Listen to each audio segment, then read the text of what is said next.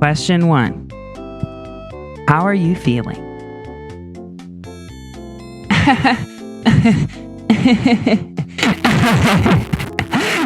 Question 2. What's your go-to breakfast? Well, on a morning when I am not wallowing in the pits of my depression, it is eggs in some capacity. We love the versatility of eggs in this house. On a regular day in my life, it is a cup of coffee with oat milk in it.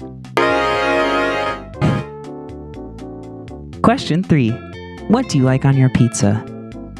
Usually, I love my pizza to be salted by the tears of my enemies, as well as 69. Are you planning on an LP anytime soon? Why, yes. Yes, we are. And in fact, here's a clip of what it sounds like. I hope you enjoyed that clip. Question 420. What's the most difficult part of writing/producing music?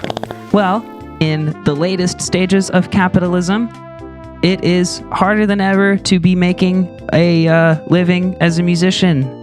So, I think what's difficult for all of us is to kind of try to find that inspiration or drive or energy to create whilst also trying to stay active in the community, supporting mutual aid networks, taking care of ourselves, working full-time, and fighting off the constant anxiety of living in America in 2021.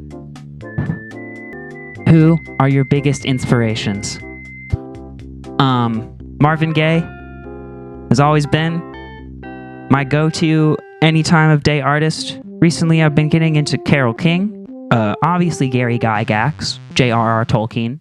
I also like Hayley Williams from Paramore a lot. Apple juice or orange juice? Well, if it's a Tuesday, apple juice. I'm also allergic to apples. Fun fact, I have some weird fresh fruit allergies. They make my throat swell up and I go into anaphylactic shock. So, favorite flower is probably a marigold. Haha. But also I like pansies. If you look closely, they kind of look like little angry screaming old men who are, I don't know, mad about kids on their lawn or something. Next question. My sources are telling me that it's question 80. How did you learn music theory? Adam Neely. Also, I took classes in high school. Question 1,246,382. Favorite Stranger Things character? Question mark?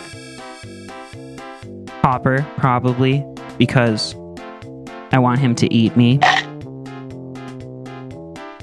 Question 2. Where do you get your ideas for lyrics? Well, most of the time when I am experiencing life and all its wonderful, glorious, elegiac pleasures, pain, I usually kind of just am constantly taking notes and writing stuff in my notes app to kind of make sense of the world, but also in a way that's, like, oh shit, I like that this person said this thing and it made me feel in a way. I'm going to put it in my notes so I remember this moment. And kind of just like constantly taking stock of your emotions throughout the day and seeing if you can put them into some sort of creative corner in your brain and pull them out later when you are writing music. It'll help. When I was in creative writing class in high school, my teacher always said that the curse of being a writer is that you're always writing. So, yeah, just always be writing, I guess. Also, you have to curse yourself. Question 12. Do you like frogs? Answer 12. Yes. Question 34. Billion. Favorite bone in the body?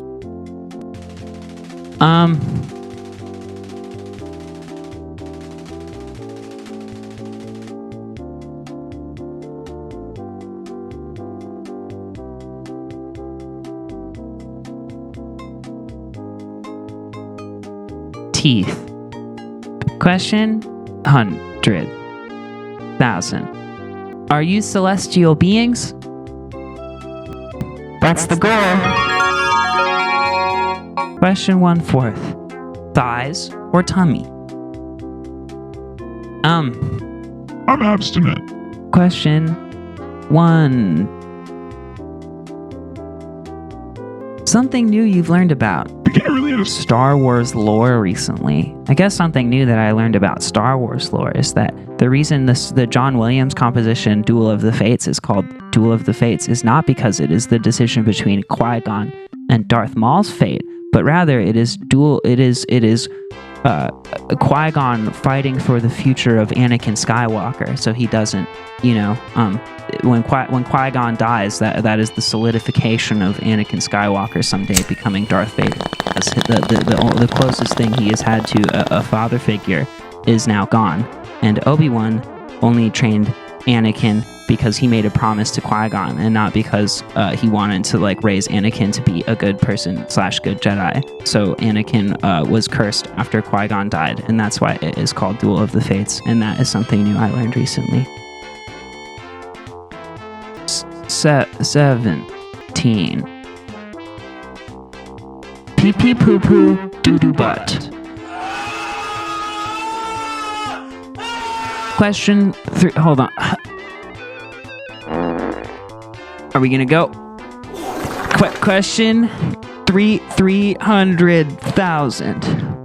What have you been listening to? I have been listening to Chris the dog! Look at the dog. He's beautiful.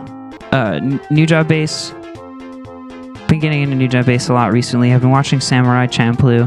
It has that really wonderful melancholy quality to it where you're kind of listening to it and it somehow feels happy but wistful and sad. It is like every Ghibli movie, where it has that really nice, sweet quality to it while also making me cry.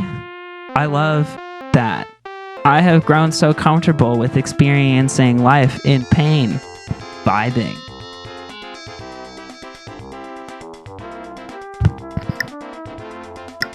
You approach arranging your songs. Melody first or last? When the rhythm? This is not necessarily, I think, a succinct answer, but you kind of just write each song as it comes to you. Sometimes I'll be waltzing around, exploring the world, and some sort of melody will get stuck in my head, or some sort of chords will get stuck in my head or something. And I usually just scream it into my iPhone in an attempt to steer the ship toward glory. And it usually just sounds like,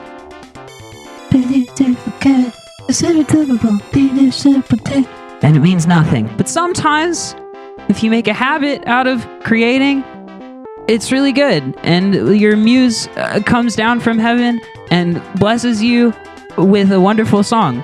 And usually when I get blessed with one of those wonderful ideas, that's when I take it into Logic and I start building really kind of establishing the groove together. And we all kind of do this independently. It's not the me show. But we all will put it into the kind of establish a groove, and maybe put some chords, maybe put some sections together, and then we'll share it with each other. And it kind of goes from there, and we add our own ideas and take it, build it in the way that we think would make for the best song.